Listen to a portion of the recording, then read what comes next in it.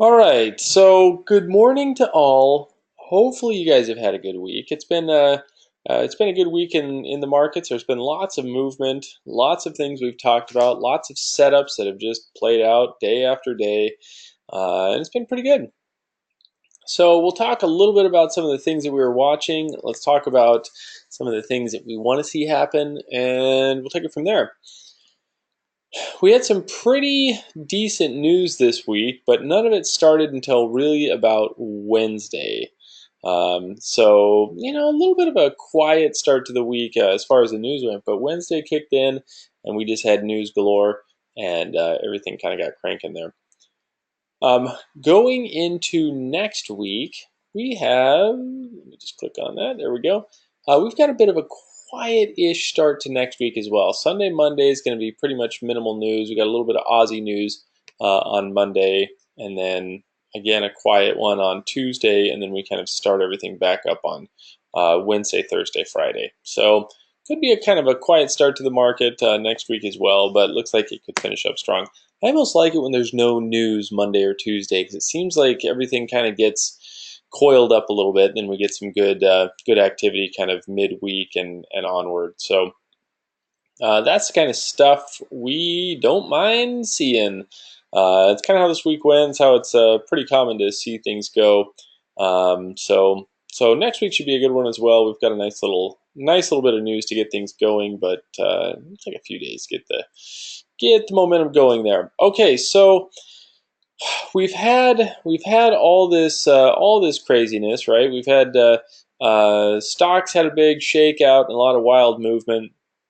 Interesting charts to look at. SPY, for example.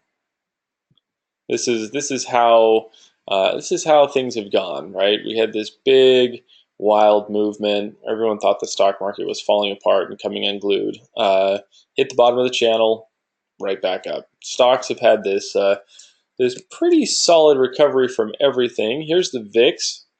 VIX sitting right here between 9 to 13, 14 for a couple of years.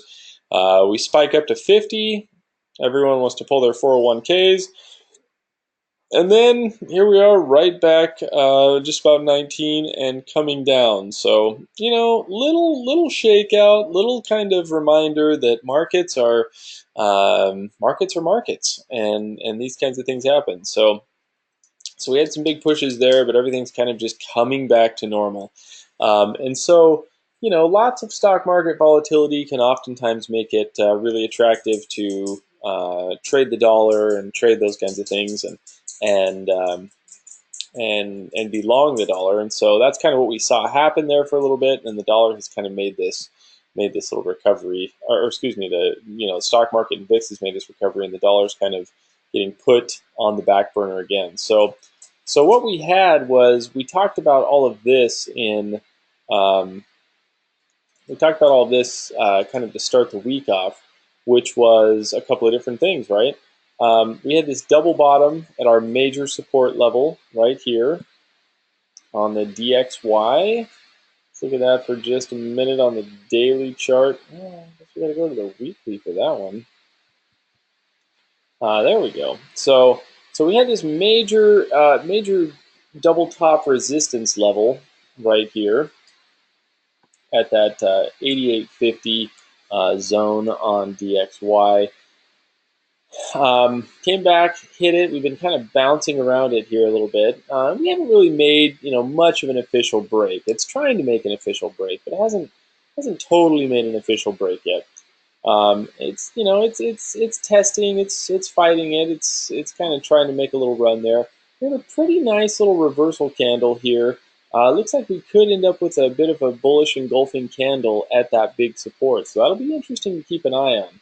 We saw a little stab below on the hourly chart. Got down there just a little bit, but then made a big push up here in the last several hours. But as the stock market was kind of taking a beating, we definitely saw the dollar start to rise, which is what happens. We get a lot of volatility, we get a lot of fear in the markets, and the dollar is usually a big benefactor there as far as strength goes. And so we see the dollar start to rise, and then everything calms down, and VIX starts heading back down, and Martin and stocks start heading back up, and then we see the dollar start to take a bit of a move down again. Now, the correlation of all of this, and the reason I'm bringing this all up, is because we're now kind of back at this decision point. Like I said, we've made a break here, and if we basically here's what we're looking at, right? We're watching that low. And why is that low significant? Because normally I wouldn't be so hung up on, a 1 hour chart, but as we watch this low here and we say, okay, double bottom, triple bottom, a little bit of activity there, oh, then we break that, and now we're making a nice little push up, back up above this big support level here. If we make a new real low right there, then that's where our sell-off's going to continue. Now, I'm pretty sure the sell-off's going to continue anyway, because as we discussed, lots of volatility, dollar going up. Volatility going down, dollar going down. So as volatility continues to kind of drop, I think we're going to see this dollar stay weak for just a bit longer. Just a little bit longer. So some areas that we're going to be watching here. This stuff. Go to the daily chart for a moment here. Got this nice little channel here, right? Nice little descending channel. We're full-fledged in a downtrend, so we're in a nice little downtrend here. Looking for some tests of this bottom of the channel, 87.50 for example, 87.50, and then ultimately our bigger lower levels, 84.50, that we're going to be looking for on dollar index. So here's 84.50 right there, 50-ish. There we go. We can bump that up to 50 there a little bit. So that's kind of the next area I'm looking for. But we're going to hit the bottom of that channel around 87.50, and we'll see. We'll see how it goes. We'll see if we get there. But pretty, that's a pretty convincing triple bottom there on the daily chart. So we'll see if we get a little bit of a bump up on this dollar index for the meantime, and kind of see where that goes. Now, having said all that, as we approached these upper targets, these are, I mean, not to sound like a gangster here, but these are legit targets. These are really good targets that are going to get hit. The question is, when are they going to get hit? Now, as we had this run up on dollar index, and those were missed, if those would have been taken out on this run up, that would have weakened the dollar bullish story narrative. But since those did not get hit and we had that dip down, and now we're having kind of this triple bottom situation here, it's going to be a big decision point here. Now, again, if we get a run up and these get hit now, then probably we're going to see a lot of heavy dollar weakness. But if this kind of continues to push down and gives us at least one more low, kind of takes out some of this stuff, then it just strengthens our resolve to start getting massively long US dollar when the time is right. So that's what we're talking about. And yes, exactly. When is always the question. Timing is always an interesting thing there. So anyways, this is an important chart. Remember, the daily chart is very interesting. That's a very convincing triple bottom right there. But I'm still looking with volatility going down, with indices going up, with risk right back on the table, the dollar will probably slump a bit more. But I kind of really want to see that happen, because if this can make one more good push down, these targets become amazing. They're great targets now, but the further away we get from those, the more meaningful this dollar rally can be when it does start. So that's kind of why I don't want to really see it happen right now. Okay, so hopefully that makes sense. By the way, I think I mentioned this a couple of weeks ago, or maybe it was even a month ago. TradingView came out with this little thing that went away in about one day, and I see that it's back again. You guys notice this this right here? This is the summary of moving averages and oscillating indicators. So it's kind of a cool little tool. I love TradingView to death because it's the best charting platform in the history of ever.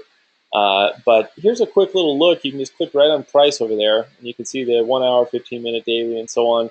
we'll give you the overall summary. Sell. It's telling us it's a 13 sell, 3 buy, 9 neutral. So it puts us in kind of that sell territory. And those numbers are derived from what the oscillating indicators are doing, what moving averages are doing. You can kind of see moving averages 10, 20, 50, 100, 200, Ishimoku, volume, so on. Then you've got things like MACD and stochastics and RSI and so on.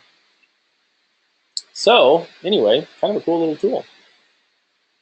All right, let us move on to what.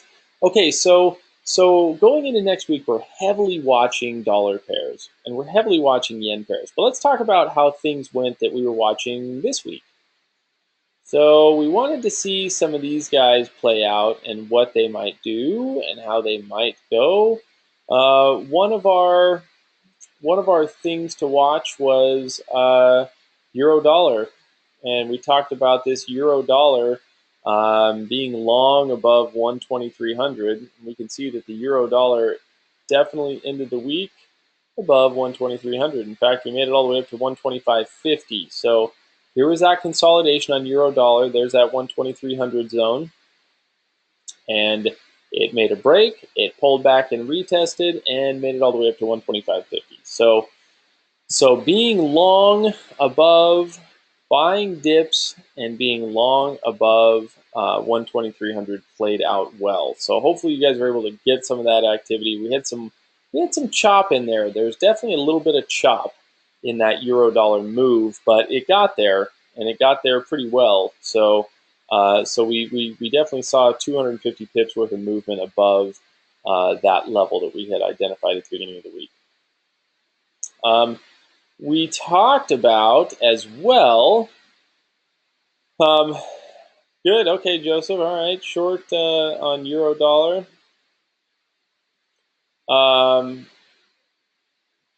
So as far as euro dollar, what made me consider the euro dollar for a long to start the week off?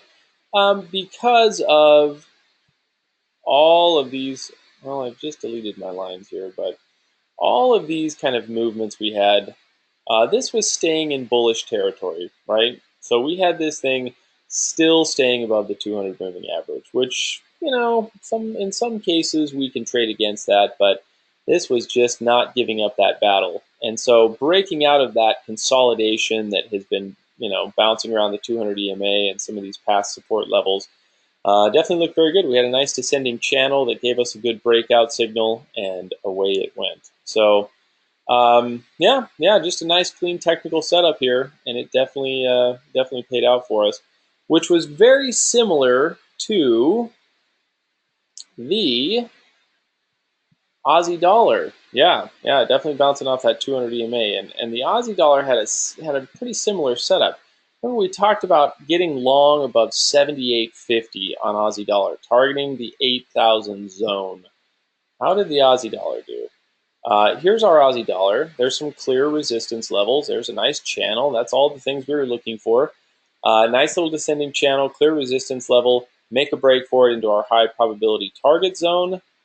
And what did it do? Well, there we go. I had to clean up some of my charts here, but you can see there was that 78.50 zone. Made a break for it. We had that wild little movement. That wild little movement the other day that just kind of, the typical spike and bump, and we had a little bit of news that kind of got things going, which made this a little bit of a tricky setup. But it gave us that break. It tested this level a couple of times. We broke resistance and then made that run ultimately into 8,000. It was a little bit of a wild ride. I'll have to definitely admit to that one, mostly because of this kind of stuff right here. Now, one thing that we discussed, and I kind of forgot this, not that I forgot it, because I use it every day, I pay attention to it every day, but I think I forgot to kind of mention this a little bit. And in the 15 years of morning sessions I've been trading, US trading sessions specifically, the 7 a.m. Pacific candle is always a good one to look for. Always good. 7 a.m. Pacific. And I remember sending this chart out a couple days ago saying, there's 7 a.m. Pacific. Watch that 7 a.m. Pacific. On TradingView, for me, it's 15, there we go, 1500 hours. So on TradingView, that's my 7 a.m. Pacific candle. Lots and lots of direction and volatility can come out of that 7 a.m. hour. So it's really, really good to watch. But anyway, we had a great move on the Aussie dollar, a great push up into that 8,000 level, and overall made a really, really good run into that 8,000 level. Now, definitely interested to see where this Aussie dollar is potentially going to go, because we have so many targets down below. We have so many things to trade down below on this Aussie dollar.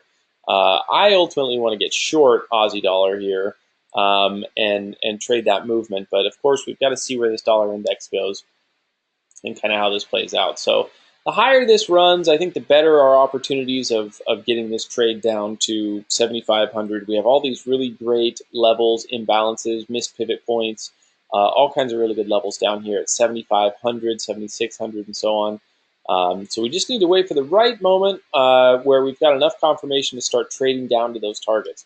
Remember, targets are, specifically high probability targets are, are big trend indicators, right? When we start to find a lot of high probability targets, that gives us a very, very good heads up for that future move. So trend is part of it, and patterns are part of it, but the direction of clusters of high probability targets is really what we need to be always, watching to trade towards, and so on. So I like Aussie dollar short. I don't know if I like it short yet. Obviously, that was a nice little move off 8,000, and that's great. That's a good little chunk of pips. But I'm talking kind of the bigger, longer term direction, and when we're going to start heading back down to that. Okay, so yes, good stuff. Let's see. But Aussie dollar worked out well. That was our watch list item there. We are still looking at the good old CAD Swiss, and I'm long CAD Swiss, a couple of little positions here. We've got a good bar count. We've been talking about trading this up to the 7,700 level. We basically scalped the holy smokes out of CAD Swiss this week because it would just drop down. It was in before making that little break there, but even after making that little break, it would have 20 and 30 pip moves all through here. Just dip down, buy that dip, trade it up a little bit. Dip down, buy that dip, trade it up a little bit. So it gave some really great scalping opportunities. And someone in the group was asking me the other day, why were we scalping this? Why was this a good scalping opportunity? And it's a really good question. And one of the main reasons we were scalping this is because we have, number one, a great high probability target up above. Number two, this is not a heavily volatile pair. And those are great for scalping because it doesn't get so wild on the lower time frames and run away without us. This thing doesn't move a ton, but it moves enough to make the scalps worth it. 20, 30 pips is absolutely great when you're talking scalping. But number three, and possibly the main reason, is because we have such a good bar count here that we just want to be in this thing anyway. So we're always looking to buy dips on something that has a bar count of 528 on an hourly chart without on a pair that's not typically very volatile. So 528 bars on this hourly chart is amazing for the CAD Swiss. So pretty much any reason to buy dips on this thing, any opportunities to buy dips is a good thing. So any of these dips, we want to just buy into that.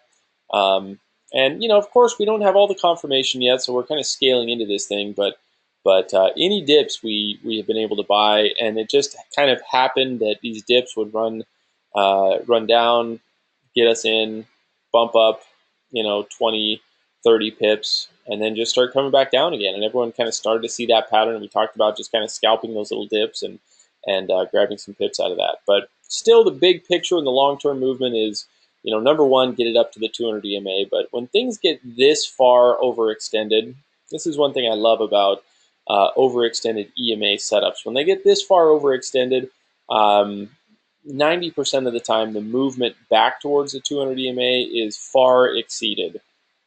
So when we see these less extended, hasn't moved away from the 200 EMA for that long, oftentimes it'll run back, hit the 200 EMA, maybe push through a little bit, and then continue with this trend. Something like the CAD Swiss, it's coming up on 550 bars.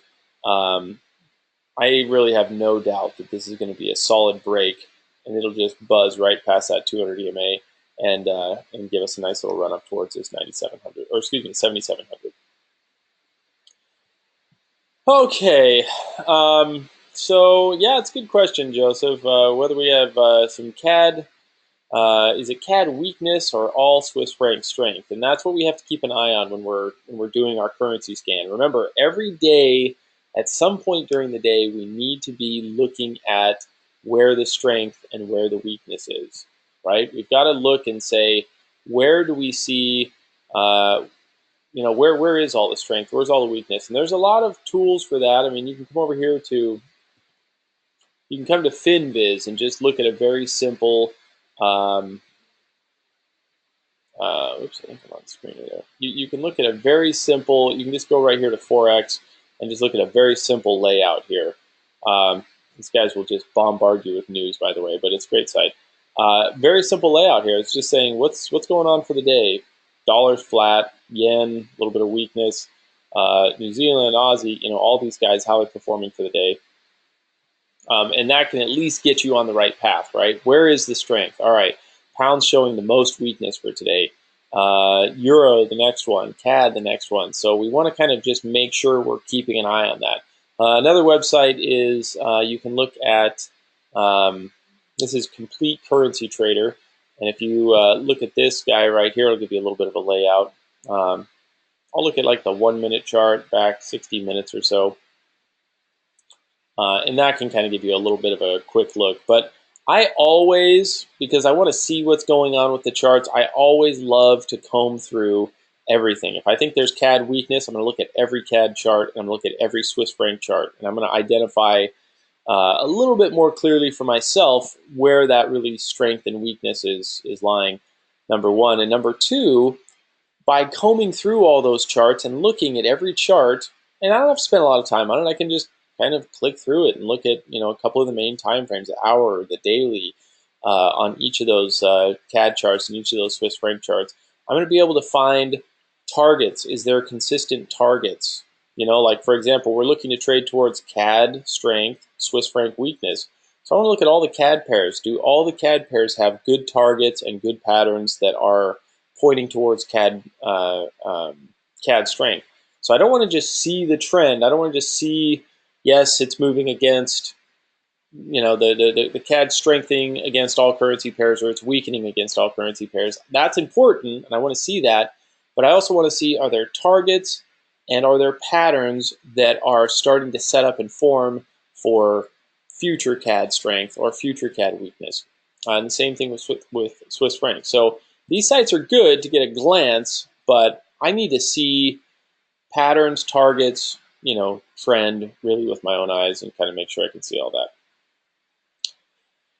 So yes, so comb through those charts. Make sure you're looking at all those details. Very, very importante. Swiss franc, CAD Swiss, we're definitely looking at this guy. We're still looking for that break. We're looking for, this high bar count. We're looking for any opportunity to buy dips. I'm pretty much not worried at all about, is this going to head a bunch lower? Yes, it might. It might head a lot lower. We could see the CAD Swiss make its way, heavily through this kind of support zone here. A lot of congestion, a lot of consolidation kind of right in here. So it's a good area for it to kind of find some good support. But with this high of a bar count, in a worst case scenario, I shouldn't have too much trouble getting out with a little profit at my worst entry. So should be okay. I think this will be a nice little trade to work with here. But really like that falling wedge. I think we're going to see some nice opportunities there. Okay, so some of the watch list items for the week that have worked out well. I know a couple of people have asked me about the Aussie New Zealand, yeah, it's a good point, Joseph. Good point. Aussie New Zealand is another one to kind of just have a look at here. This guy, we had this movement. I was looking for that kind of sideways breakout. We got that. It's pulled back. It's done a couple of things. I'm in Aussie New Zealand long, and this is a great, kind of longer term trade. We've got a nice, once again, uh, nice little falling wedge, good little pattern with excellent high probability targets up above. So again, high probability targets. That's a crucial thing to kind of keep an eye on. Overall, the big picture on Aussie New Zealand is, yeah, this thing could head down. We could see this get even lower. 10600, 10650 is absolutely a zone that could be reached. And so we'll see how that plays out. But the Aussie New Zealand, again, not a super volatile pair. It's not, it's not like we're talking, something yen here, for example. And with such high probability targets up above, I will not be shocked to see this get up there much sooner than later. So let's keep an eye on this. If you're not in it, that's okay. You can absolutely wait for this pattern break and look for this thing to start running up towards those pivots and enter there. But I like this Aussie New Zealand. I think it's a great long. So long CAD Swiss, long Aussie New Zealand, and then of course just trading all these other setups, as we've gone throughout the week.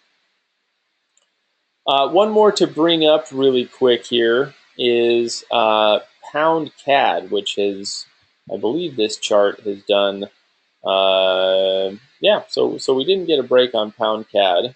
And when we look at the current version of it, again, this is where I like looking for CAD strength, because this pound CAD has some really high probability setups here, and it's forming into a pretty nice rising wedge. This is definitely big and needs to narrow just a little bit, but I like this CAD Swiss a lot, and I think this is going to be a fantastic setup when we finally get there to trade back towards a cluster of pivots and back towards some of these high probability targets. So that one never ended up giving us confirmation for the week. It just stayed and bounced around in this channel. But this is going to be a good one to keep an eye on. Very, very good one. So nice little move. Very nice little move. Did we talk about, let's see. No, we didn't in there. So this week we had some dollar CAD business, which was this area, right? What's happening in this area? Dollar CAD talked about these targets breaking out below here. A couple of members sent me some messages saying they got some good shorts on dollar CAD on this movement here and trading this down from 25.50. This was a UK note, and we saw a nice little move down into about 24.50-ish. And then I followed that up with a short-term 15-minute trade, which was this guy right here, and sent that out to everyone. And we got a nice little break from about 125.00 down there to about 124.50. Got right down to 124.50, so another 50 pips out of that one. So dollar CAD was a good one this week. And in the notes on that one, I talked about our two targets: 124.50, 123.75, and it just hit that 124.50 right on the nose, and then we had that big dollar strength push there. So nice little move on dollar CAD. So now what we're looking for, and yeah, Joseph, I like that. I do like that pound CAD from those highs for sure. And dollar CAD and some of these other ones have been moving very nicely for us. Okay, so as you can see, everything has worked out pretty darn well this week. We've had, our watch list items have played out. Those have worked out very nicely. We kind of understand some of these correlations and some of these things we're looking for. And then to top it all off, we've got a little bit of this to look for, which is yen pairs. I'm pounding the yen drum quite a bit here because I think yen pairs are going to give us some really good opportunities. I'll be honest, I don't think I looked at New Zealand yen very closely. I don't really like New Zealand yen too much. It's kind of just choppy and sideways. But anyway, but all the yen pairs, kind of my main focus is pound yen, euro yen, dollar yen. Aussie yen looks decent. I think there's going to be some really good ones. Pound yen, just a quick look. This pound yen is going to be a little while before it gets there. If I can get to my pound yen chart. So big, massive rising wedge. I'm just basically looking for any kind of confirmation to get into, to get into a trade like this. Now, pound yen does have some upper stuff that needs to get out of the way. So all the way up here at 154, basically 155.00, we have this level that I'm not super comfortable with trading away from that too terribly much. We've got a weekly pivot point around 151.60 area, so I just want to get this thing up here a little bit.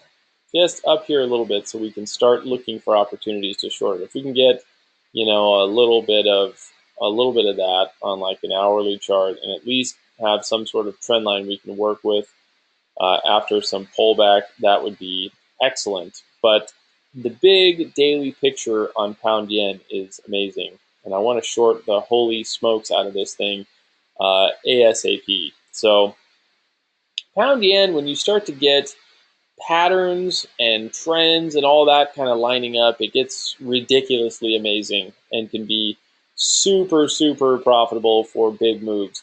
Now, I might be stretching a little bit here, but maybe we have something like that going, and we can get up there, take out that level, and then have just this massive head and shoulders pattern. And that's a possibility. I would put our neckline pretty consistently at this low right here. And if we could take out some of these upper levels just a little bit, I could see a massive sell-off happening here and just a really great trade. So I want to trade the pound yen, like crazy, but it's got to be a good setup. So pound yen is out there just a little bit. It might take a little while before we get that movement, but we have some others that are looking pretty good. Euro yen, we've talked about euro yen a lot in the group here. Euro yen has got a major support, past resistance, now support level at 131.50. We've talked about 131.50 so many darn times, I can't even count it. So there's that, but I'd like to see, we're getting out of this rising wedge that it's been in. I'd like to see some consolidation below that rising wedge and give us kind of a secondary smaller channel to sell that break and look for a move at a higher price down to 131.50 and then ultimately through 131.50. So I love euro yen. I think this is going to be a real nice trade, real nice.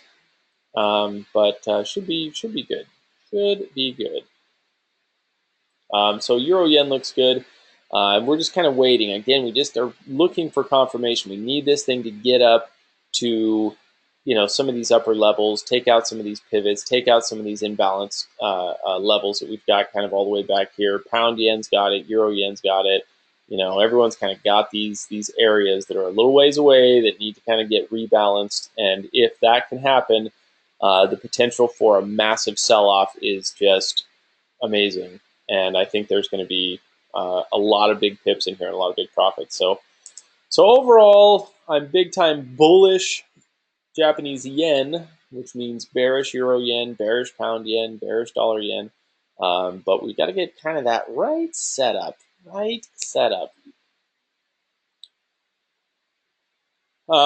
Yes, exactly. Yeah, I agree. We need to get all these yen pairs, a bit higher, these levels that we're looking at here before we can get a really, really great sell-off.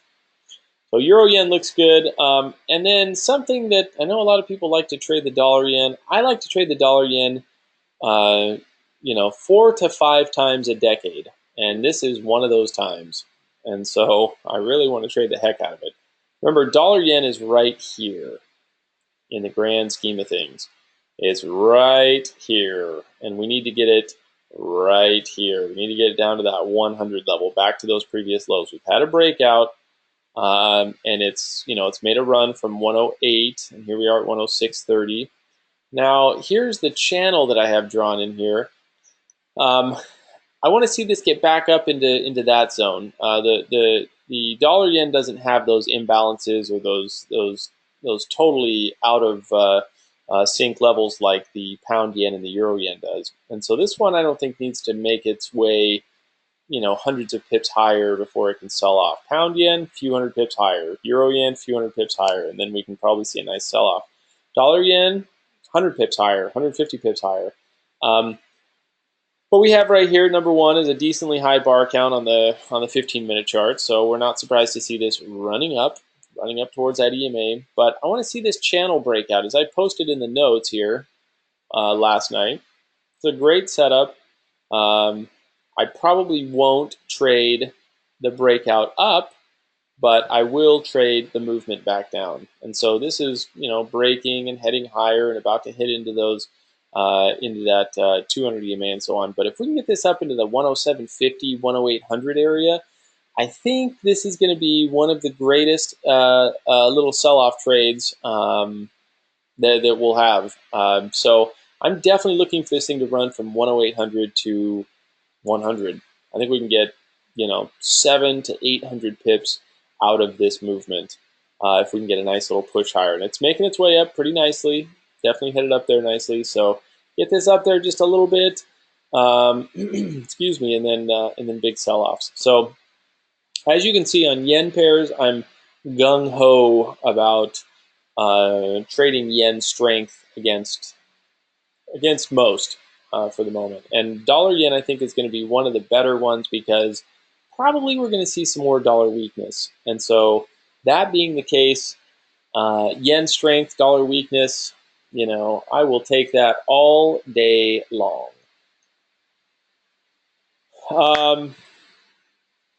So that's kind of what I want to see. Happen. All right, so we're going to be very, very focused on some yen strength after a little bit of pullback. We're going to kind of just see where this dollar goes going into next week. It was definitely a bit of a change here, having that big bounce and having this daily chart look the way that it looks.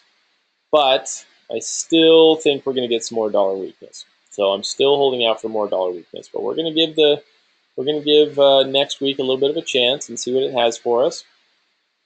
So a little more dollar weakness. Hopefully we get a yen pullback next week and we can start jumping in long yen. CAD Swiss is just, looking good. Keep scalping that thing. Let's keep looking for opportunities to buy these dips with this ultra high bar count.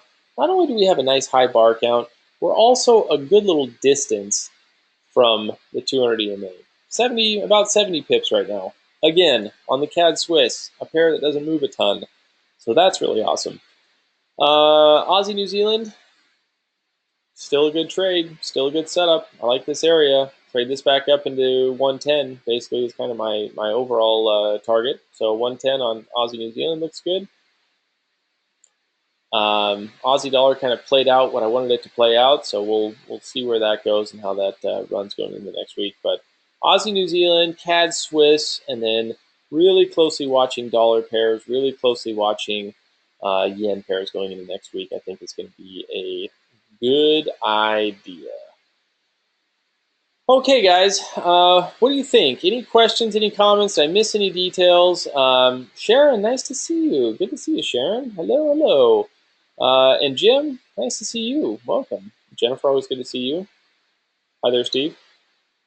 And Chris, Dennis, Frank, nice to see everybody. Good to see all you guys. Welcome, everyone.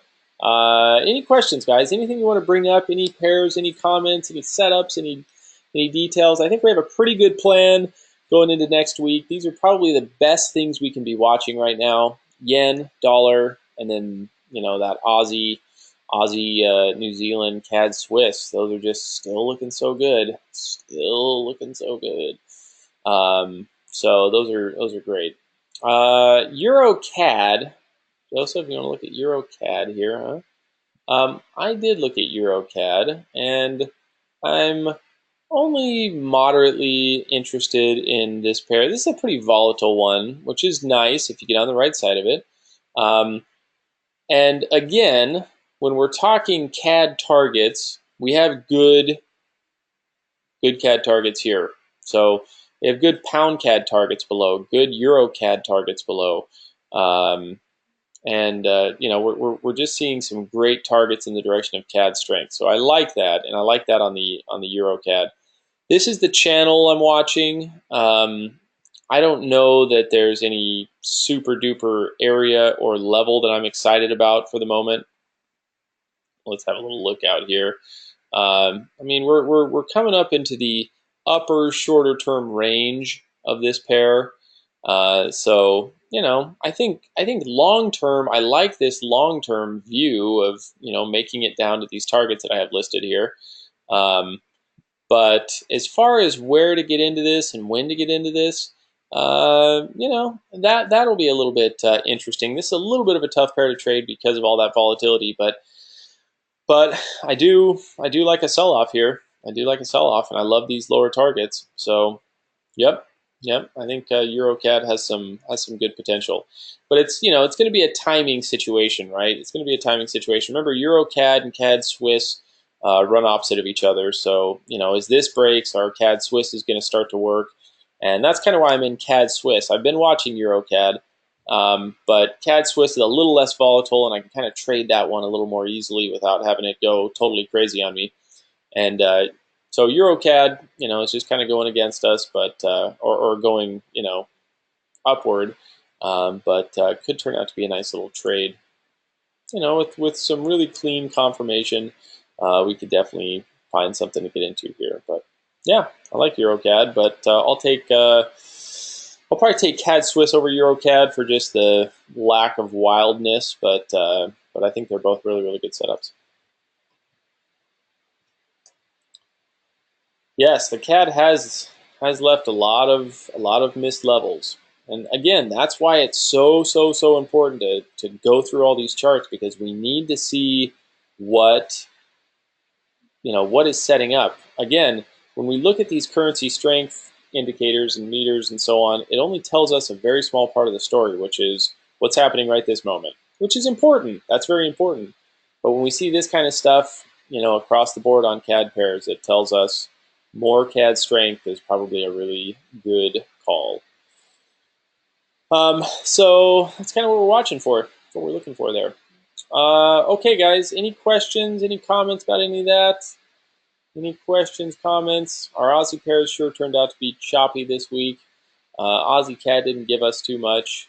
Aussie Swiss, we kind of talked about this breaking out and retesting and staying lower, and it just got so choppy and crazy there. It really hasn't done anything.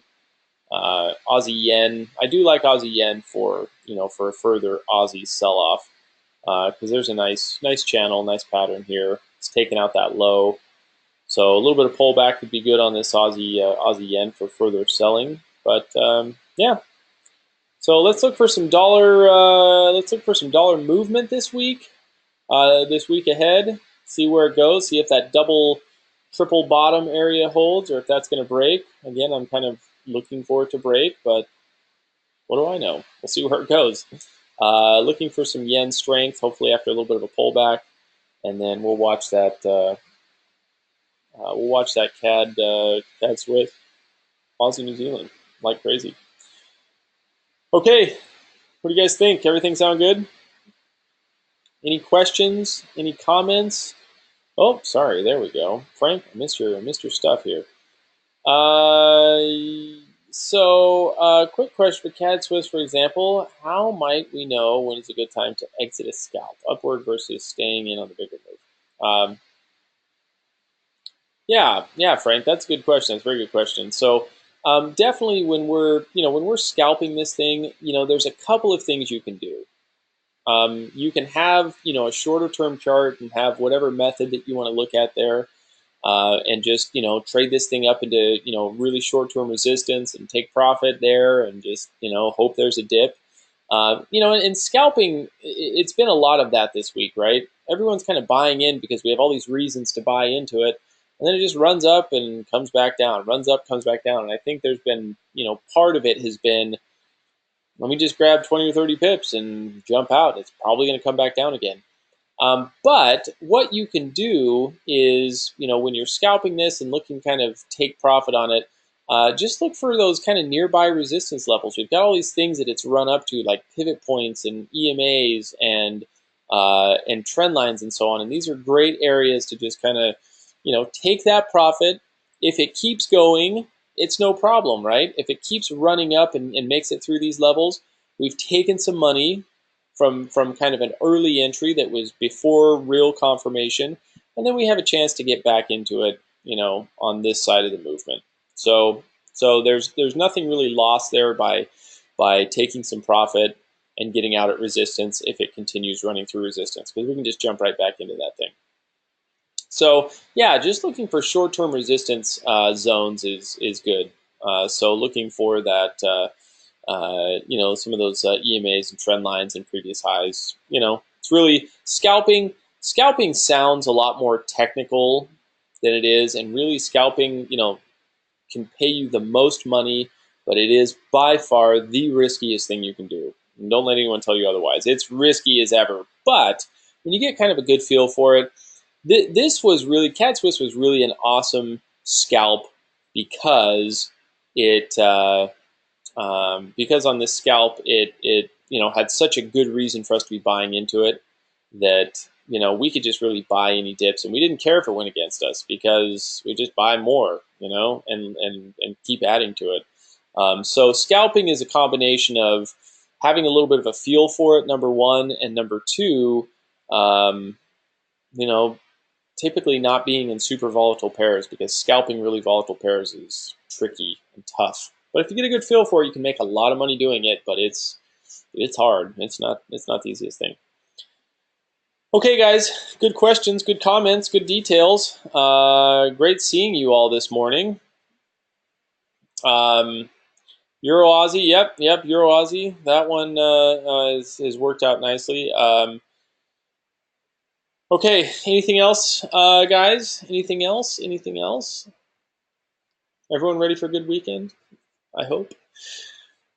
I surely am. I've got an interesting weekend ahead. Maybe I'll tell you guys about it next week or the week after. Should be interesting. I'll let you know. I'll let you know. I'll let you know if I let you know about it.